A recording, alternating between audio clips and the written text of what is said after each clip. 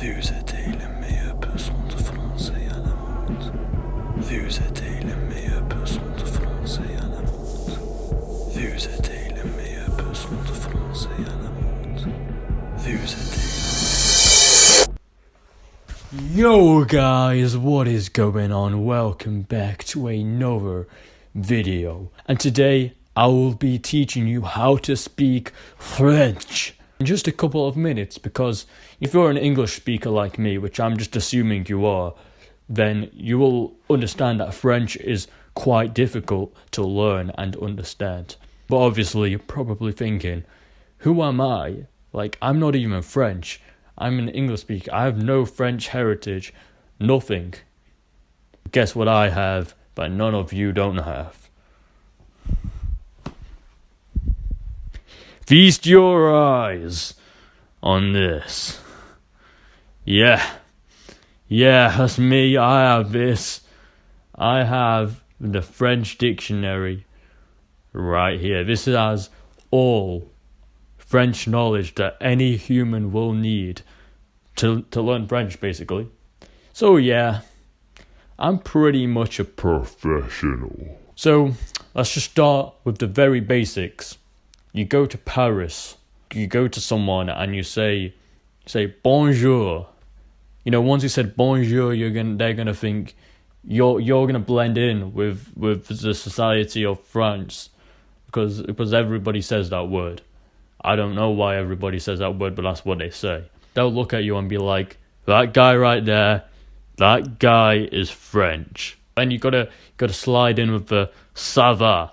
Now, I'm gonna teach you something, but they don't teach you in schools. In school they teach you when somebody asks you ça va, which means how are you, you gotta respond with like ça va bien, or ça va mal if you're having a bad day, or comme ci comme ça. I don't know what comme ci comme ça even means, but you just gotta say comme ci comme ça if you want. But that's not what French people do. Somebody says ça va, you can say ça va bien, but they will always say something like ça va et toi. Ça va et toi. I think ça va is like a short version. I think it just means I'm okay. Because it also means how are you if you're asking someone ça va. But I think if you respond with ça va, it means I'm okay. And then they will say et toi, which just means and you, literally, but they're basically deflecting the question back to you. I don't know why you would deflect how are you. It's a pretty easy question to answer, but that's what French people do. So how do I know this? There's only so much you can learn from a dictionary. So let me tell you about a game called Roblox. There's this one game called Neighbors. You might have heard of it.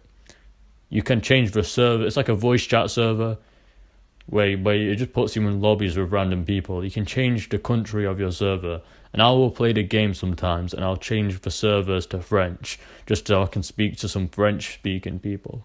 Something I would do for fun, I would try to speedrun how long it would take for the person in my lobby to recognise that I'm not French. When I first started doing it, I would get into a lobby with someone, and I would say, bonjour, but they would immediately tell that I'm English, just by the way I said bonjour, because French people, they don't just go bonjour, they go bonjour, bonjour.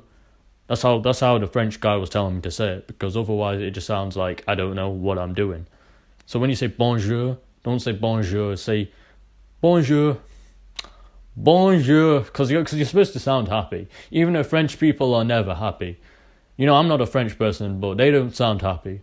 Now you have that nailed, you basically got to know all of the numbers.